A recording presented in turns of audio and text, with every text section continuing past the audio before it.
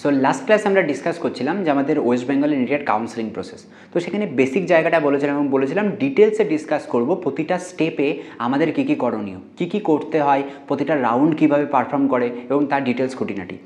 তো চলো ফার্স্টে আগে যেটা বলে দিই সেটা হচ্ছে টোটাল রাউন্ডের গল্প। আমি এখানেও ডিটেলস আবার দেখাবো। টোটাল 3টে মেজর রাউন্ড হয়, রাউন্ড 1, রাউন্ড 2 অ্যান্ড রাউন্ড 3।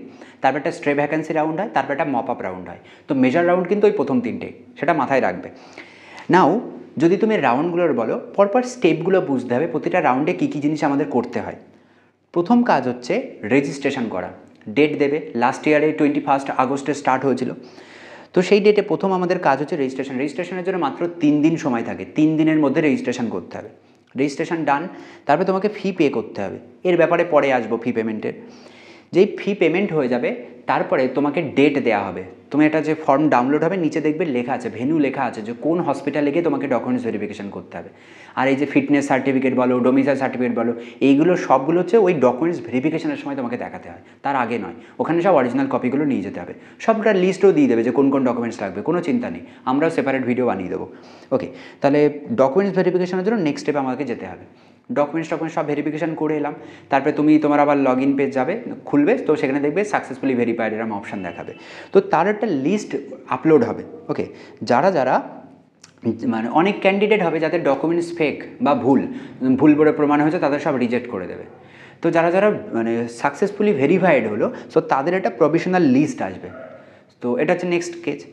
সেই লিস্টে তোমার নামও অবশ্যই থাকবে যদি তুমি সাকসেসফুলি ভেরিফাইড হও। সো তারপরে আমাদের যেটা করতে হবে সেটা হচ্ছে চয়েস ফিলিং। যারা সাকসেসফুলি ভেরিফাইড হলো তারপরে 4-5 দিন পরে একটা ডেট থাকে, তো সেই ডেটে গিয়ে আমাদের চয়েস ফিলিং করতে হয়। চয়েস ফিলিং মানে আমাদেরকে পরপর কলেজ চয়েস করতে হবে যে ফার্স্ট কোন কলেজ, তারপরে সেকেন্ড কোন কলেজ আমি রাখতে চাইছি, আমার প্রায়োরিটি লিস্ট বেসিক্যালি। তো সেটা তোমাদের ম্যানুয়ালি করতে হবে। দিয়ে সেটা যেই হয়ে গেল, তারপরে আরও 3-4 দিন তোমাকে আবার ওয়েট করতে হবে। তারপরে এসে তোমার রেজাল্ট, অফিসিয়ালি রেজাল্ট বেরোবে। রেজাল্ট যেই বেরোলো, রেজাল্ট থেকে দুটো ব্রাঞ্চ স্টার্ট হবে, ইয়েস আর নো, চান্স পেয়েছে কি পাইনি। যদি চান্স না পাই তাহলে আর আলাদা গল্প, আর যদি চান্স পাই তাহলে আমাকে কী করতে হবে, কাজ হচ্ছে আমাকে রিপোর্টিং। কোথায় রিপোর্টিং করব?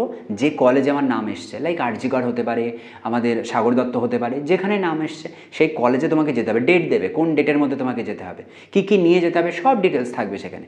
তো তোমাকে গিয়ে রিপোর্টিং করতে হবে। এবার ধরো গল্প হচ্ছে যে স্যার আমি তো চান্স পেয়ে গেলাম, বাট আমি না এই কলেজটা নেব না ভাবছি, তাহলে আমার কী কী করণীয়? তাহলে এখান থেকে আসবে আমাদের রেজাল্টের পরের স্টেপ। এরপরে আমাদের দুটো করণীয় কাজ আছে। যদি আমার রেজাল্ট মানে আমার নাম আসে লিস্টে, আমি চান্স পেয়েছি, একটা কলেজে অ্যালট হয়েছে, তাহলে সেখানে আমি রিপোর্টিং করালাম। রিপোর্টিং মাস্ট, তাই তুমি ওই কলেজে নিতে চাও বা নাই চাও, রিপোর্টিং তোমাকে করাতেই হবে। সো রিপোর্টিং করিয়ে এলে সেই কলেজে, তারপরে তোমার কাছে দুটো অপশান আছে। একটা হচ্ছে স্টাডি, দ্যাট মিনস তুমি ওই কলেজে, তুমি এটা মনের মতো কলেজ পেয়ে গেছো, ওই কলেজে থাকতে চাইছো, আর তোমাকে ফার্দার কোনো কাউন্সিলিংয়ে বসতে হবে না, তোমার ডান, তুমি ভর্তি হয়ে গেছো অফিসিয়ালি।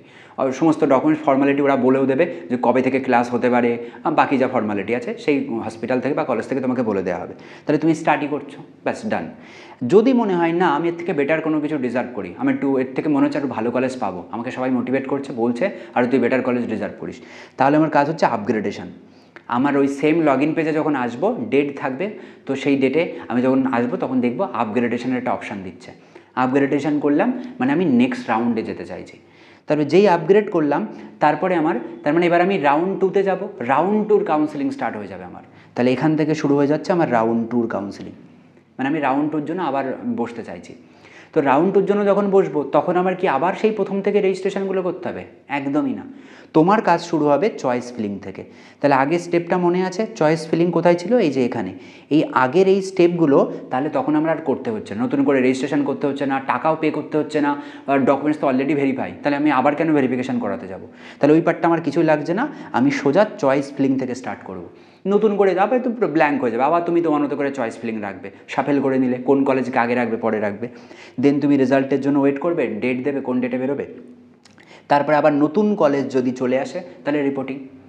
এখানে আবার একটা প্রশ্ন, স্যার যদি আমি নতুন কলেজ না পাই তাহলে কী হবে?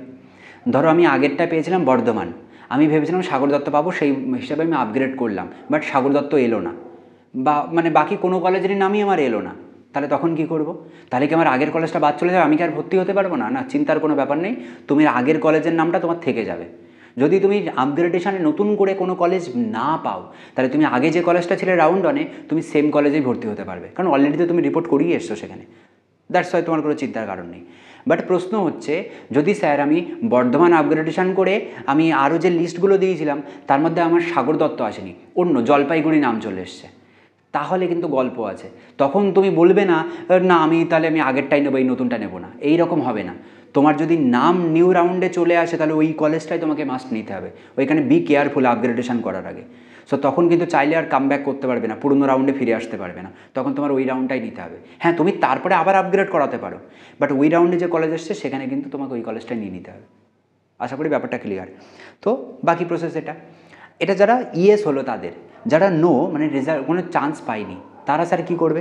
তাদের জন্য একই রাউন্ড 2তে বসে পড়লো, দিয়ে তাদেরও আর টাকা পয়সা ডবল করে পে করার দরকার নেই, তারাও ডিরেক্ট চলে আসবে চয়েস ফিলিংয়ে, ওয়েট করবে, যদি কলেজ পেয়ে যায় সেকেন্ড রাউন্ডে ভালো, নলে আবার থার্ড রাউন্ডে চলে যাবে, একই জিনিস রিপিট হবে থার্ড রাউন্ডে এসে আবার। ওকে, আশা করি প্রসেসটা ক্লিয়ার। তো এইভাবে রাউন্ড 2তে, এবার এখানে একটা ছোট্ট গল্প যে স্যার আমি রাউন্ড 1-এ বসিনি, আমি অল ইন্ডিয়া কাউন্সিলিংয়ে বসেছিলাম বলে রাউন্ড 1 স্টেটের রাউন্ড 1 আমি বসিনি, তাহলে কি স্যার আমি সেকেন্ড রাউন্ড থেকে আমি স্টার্ট করতে পারবো? অ্যান্সার হচ্ছে ইয়েস।